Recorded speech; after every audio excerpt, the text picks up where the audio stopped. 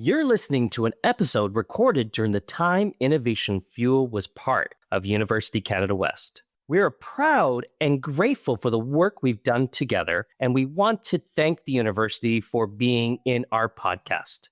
We are now excited to continue the journey of Innovation Fuel into its next chapter. Thanks for listening.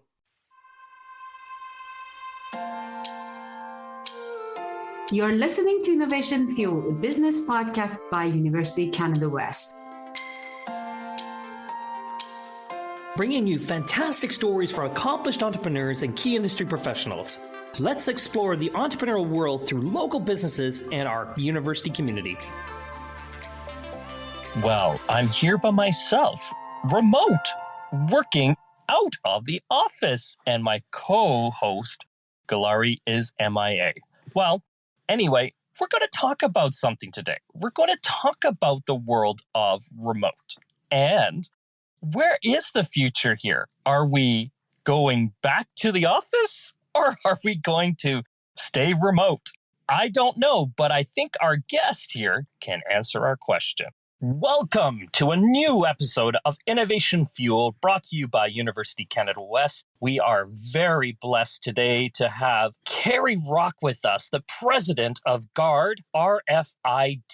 What is GuardRFID? We're going to find out. Before we get there, Kerry, welcome to the show. So, Kerry, we got to know a little bit about you. We want to learn more about Guard. And I'm going to give you a tongue twister. It would be Guard RFID, and we're going to get through this. But I wanted to get to know you first, Kerry, and our audience needs to get to know you. Can you tell us a little bit about you and your background? So thanks for having me on your show. My name is Kerry. I've been in sales and marketing roles for the past close to 25 years. Sounds like a long time now, but I've always been in that space in technology, working predominantly with sales teams, marketing teams, customer-facing, revenue-generating teams. And throughout my career, I had the privilege of working for some great organizations and with some great people. And my responsibility has grown over time and in those roles, which finds me in my current role as the president and chief revenue officer at GuardRFID. And we just recently went through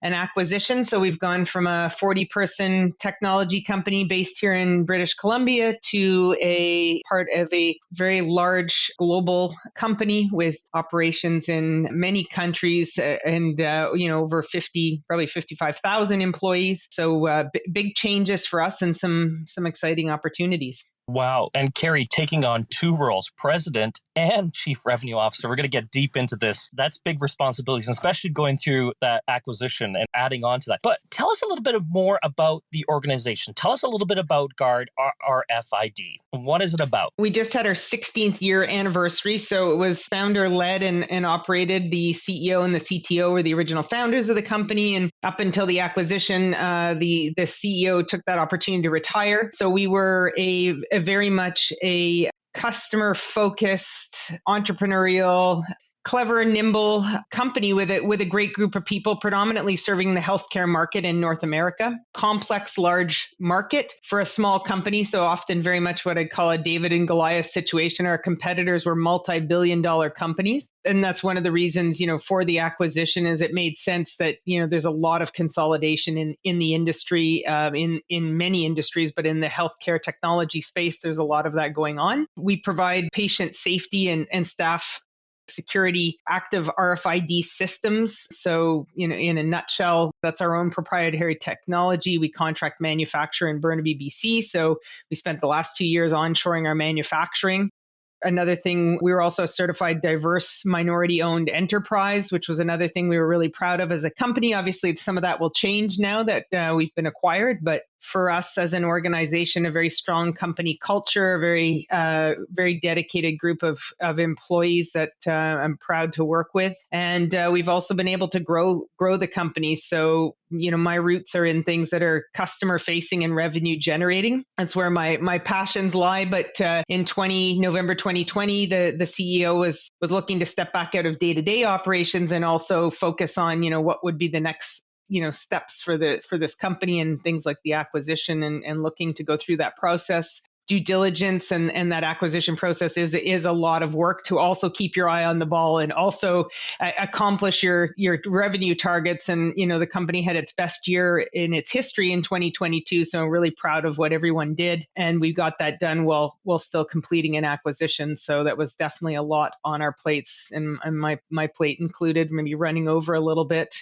But yeah, so exciting. I think this, secures the future of GuardRFID and the employees. And so there'll be some exciting resources. We're now part of HID Global, which is owned by Assa Abloy. So a massive companies, large decentralized organization, but with a real focus on growth and a real desire to be broader and deeper in the healthcare sector. So I think it's a good fit for both organizations. Phenomenal. And Kerry, thank you for taking the time, because this must be busy times for you going through all these moving pieces. So thank you again for taking the time to chat with us. But now you talked about a couple of different things. We talked about diversity and culture there, and now you're talking about the acquisition move. I want to dive into this. I know you and I had talked about a little bit about this before, around the world of service leadership, around the element of remote working and change to that remote working. And we've gone through this journey over the past number of years through this COVID changes. And I do believe you were saying to me before that most of your team is remote. Is that right?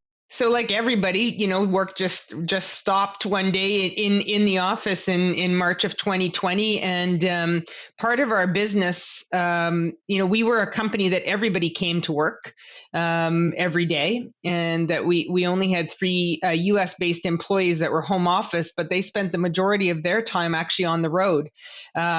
So this was a big shift for us. And because we did a lot of we're a product solution provider, so we provide a complete solution that includes hardware, software, professional services, and training to our and consumable tags. So it's got 4 components to the solution. We typically were on site at a hospital or site to deploy these systems. And suddenly we had to change all our processes to bring all this remote.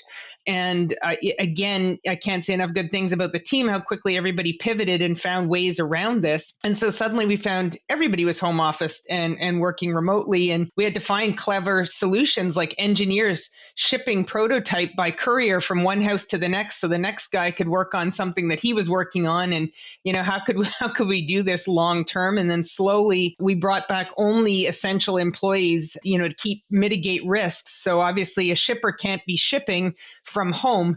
You can't move the warehouse to your basement. So, people like that had to go back in, or people that work in the lab where they're testing equipment and doing other things, they had to go into the office. So we spread everybody out and made sure it was safe. And then eventually, about, I guess sometime last summer, we said, okay, if you want to go into the office, you're free to do that. Just let us know who's going, when and where. And we were, very cautious and wanted to keep everybody safe as possible. This created an interesting situation. Like, what were we losing by doing this, and what were we gaining? Because I do think there were some gains. And, if you look at the numbers, we had our best year ever as a company. So clearly that didn't really harm us in any particular way. And in fact, some people, felt very concerned about having to go back to the office. And so, we, from a culture standpoint, we've got a very strong, engaged culture. We survey our employees, and we actually maintained our culture scores and our employee satisfaction scores year over year, regardless. So the pandemic didn't actually harm us. And in some ways, in some categories, we actually did better. So we left it to employees to be empowered, team leaders to be empowered and decide what was best for them and their teams. And as long as, everybody was relatively happy, there are always going to be somebody that feels, it's not quite fair. I have to go in, this person doesn't, or is it equitable? But I think because we're small, we don't suffer the same number of problems sometimes as larger organizations do. And we did a lot of talking about it, a lot of meetings, a lot of transparency, a lot of conversations about well-being, about mental health, about, making sure that people were, be able to balance that, is the computer and working from home too tempting and not being able to shut yourself off and be distraction free. So I think, from a leadership perspective, and my advice to all leaders is, make sure you're having those conversations and make sure, you're not just doing something that's convenient for you in your lifestyle. Make sure that that's actually equitable for your employees and that everybody feels they still belong and they aren't trying to fit in, that everybody gets a voice in this decision and finding, I would say, a ways of working together. I love what you're talking about, the agility, and I want to talk more about your culture. Before I get into the culture, I want to go a little bit further onto this leadership, because leading in this kind of environment is a lot different than leading in a personal office space where you see people's daily activities, you see what work they're getting done. When they're remotely, you're not seeing this. So how has your leadership changed around the adapting to this online world and this remote working? Excellent question, because I would have said like one of my strengths was that power of observation, and I realized how much I did manage just by walking around and having those conversations, and how could I, what would happen without that? Like what am I missing that I can't see, right? How can I see, into everybody's house where, before I just had to walk along the first floor or the second floor and, you could see people and observe, so two things we did. It was a big shift because I had worked my whole career in in-person environments. I'm trying to think. I really didn't work that much remotely ever before. So one was, how was I going to replace that, eyes on the people, and how were the other managers going to feel about this, and what skills? So we did some training. I lead a lot of the organizational development. It's just an area of interest for me. I'm a certified organizational coach. And I love to figure out what makes organizations tick, and what makes people tick. And so putting those together, one of the things was making sure that cameras were always on, so that we had we could see people. I noticed a lot of companies where they didn't ask employees to turn cameras on, and you lose that connection. And in fact, some of my people will say, those guys don't ever turn their cameras on. And I'm like, well, that's too bad for them. Just leave your camera on, and maybe you can encourage them to come out of their, to surface and show themselves. So one was doing that. We set up meeting rhythms to make sure inside the organization that we had very regularly scheduled meetings, and we didn't cancel those, unless something was very dire, so that people could come to rely on those opportunities for connections. In the very beginning of the pandemic, I was doing a weekly session that had something to do with either human skills, well-being, or wellness. Every fourth was something fun like trivia or a yoga class or something. So we tried to come up with ways to make that water cooler, interaction that you might get virtual. And then I did lunch with the president. So every 3 weeks, I would do a lunch, virtual lunch. You got an Uber Eats gift certificate, and you'd have a lunch with me, 4 or 5 of us. And if people didn't have questions, I had questions predetermined. But interestingly enough, most times people had something they wanted to talk about. And that just went down who knows where. Like, one meeting we, serious talk about the business and the technology. Another meeting we spent an hour talking about gardening. So it was very group dependent. We onboarded some employees in the pandemic, which again was, wow, that wasn't our thing. We had never done that. So, in a small company, we were worried, like, how will this person get to know the people, and really how will they absorb the culture virtually? I have to say, I'm quite pleased. Most did. And, that didn't seem to impact them onboarding virtually, but it did impact them by feeling very welcome. And so we insisted that people call them up, just like when you took a new person around on the first day and you go office to office, and then you couldn't remember the 30 people you just met in 30 seconds. So they had to do the same thing, but we did it via Teams. That was one of their onboarding things they had to do, was call each person and, introduce themselves. And I can't remember all the things. I'm sure there's some others, but it wasn't just me. My HR office manager, she did some of this, the team leaders. We tried to best replicate. And when there was opportunities to come in person, when there was highs and lows of the pandemic, when we had those moments of safety, we organized like hey, let's have an in the office day and just remember what everybody looks like and have some coffee and donuts and something to kind of bring everybody together. Last night we went bowling, so that was nice. The first time we've done a high touch event like that. So we did a Christmas lunch and a couple celebration things along the way when time permitted that we took advantage of that. But this was the first time we had our US employees up to Canada and had everybody in the same space. So it was good.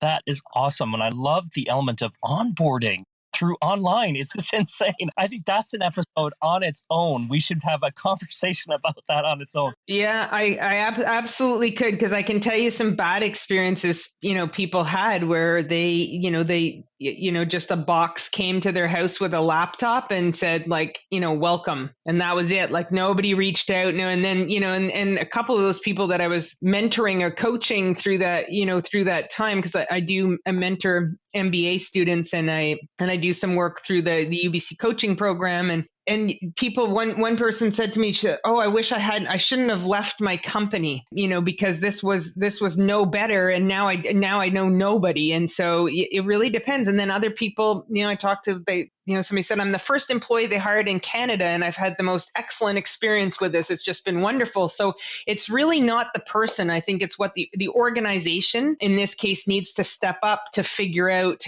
how do you make somebody feel like they belong, and how do you make somebody fit in? Have to fit in, but belong and feel like they're finding their feet in the organization. Let's go down that pathway, because you talked before about this culture, but you also mentioned something about diversity. Tell us a little bit more about the diversity and the culture that your organization has grown with. Both myself and the CEO before me, believe strongly in having an EDI or a DEI, whichever acronym you like, for equity, diversity, inclusion, or diversity, equity, inclusion. I think it doesn't really matter what order you put those letters in, but I think that there has to be a strategy in today's day and age. But I will say there isn't necessarily a strategy at every organization, sadly. But I see that as those puzzle pieces. There's one thing as feeling like you belong as your authentic self and that you can be who you are. And there's another where you feel, I have to fit into this model to be in. So it's like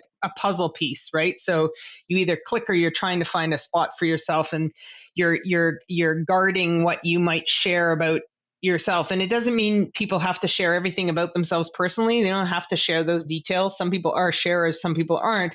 But I wouldn't want somebody to be at my company and feel like they had to hide who they were, or only share part of themselves, or not mention something about themselves or their significant other or something like that, and they just didn't feel comfortable.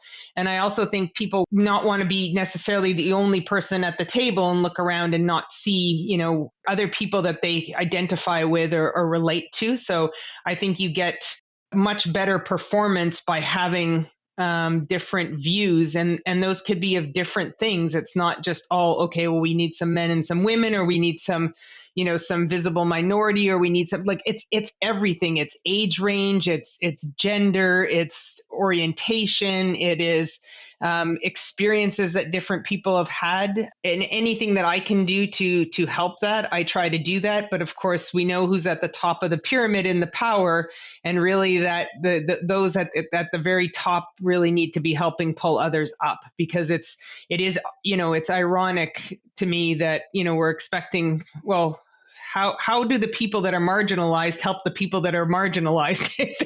They're already at a disadvantage. So we got to think about this in a more logical way. But everybody does have some power and some voice. And so the more that it's, I think a lot of companies want to do something, they just don't know what to do. And so doing something is starting the dialogue.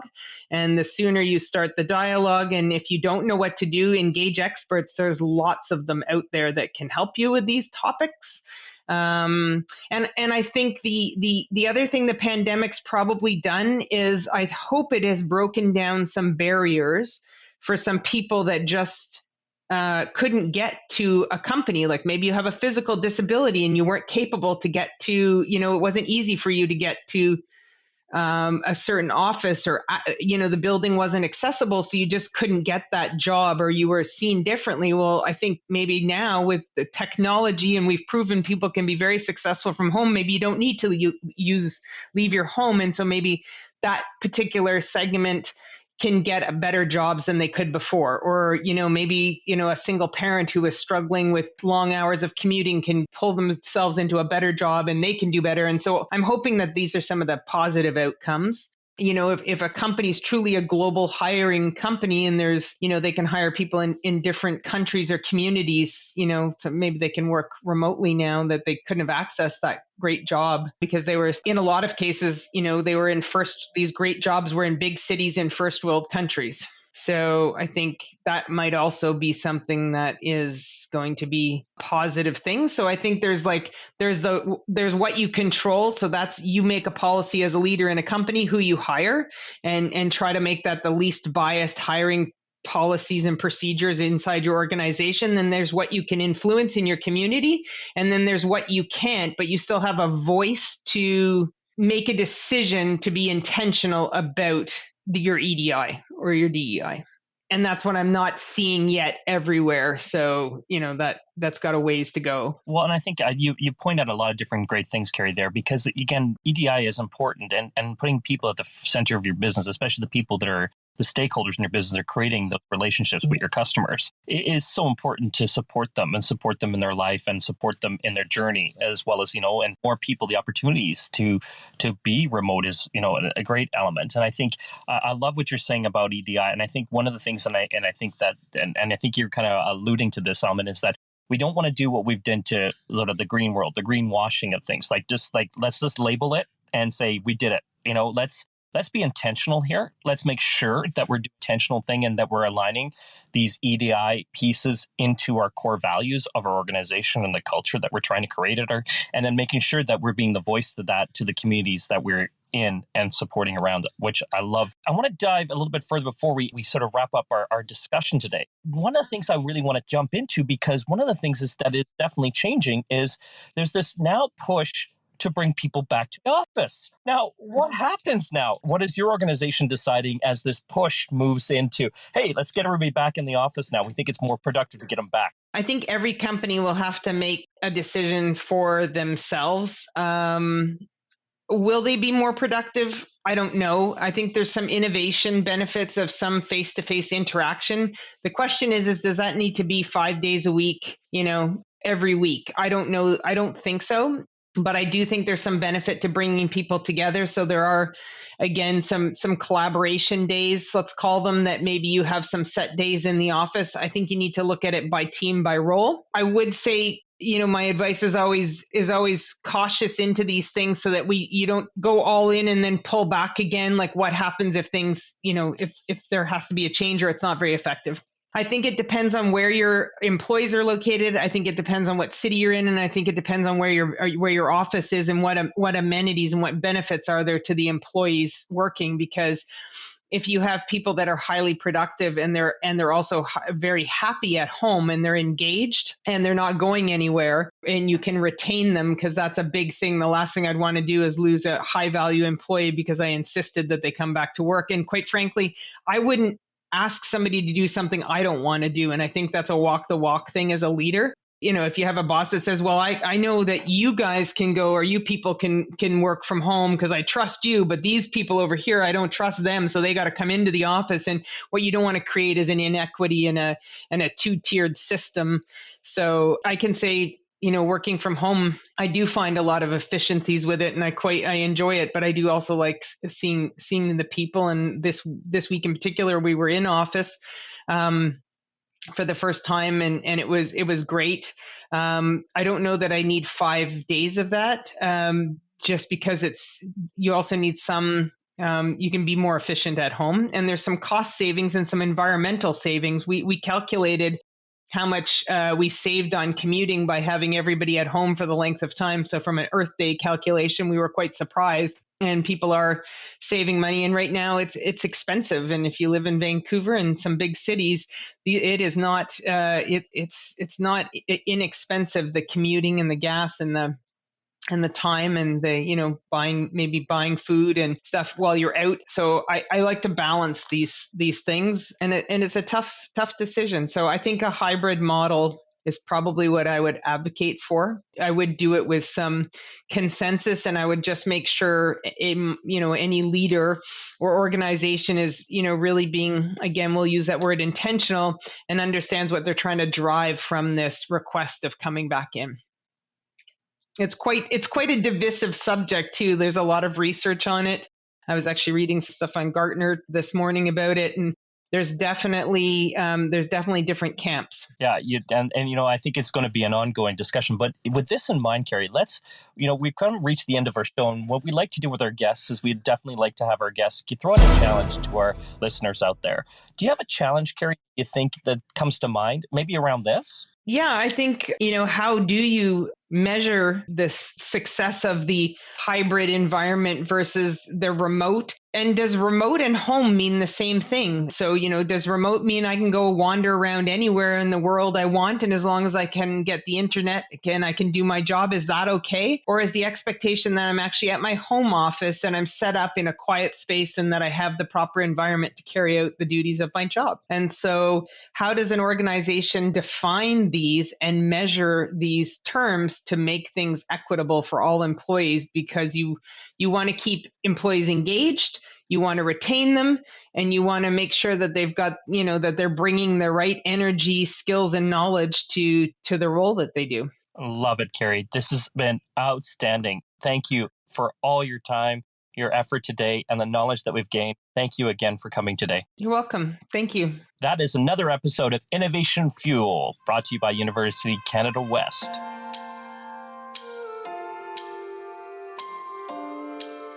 Thank you for listening to Innovation Fuel. We are on all podcast streaming platforms, Google, Spotify, and Apple Podcasts. Visit our website at www.ucanwest.ca/Innovation Fuel.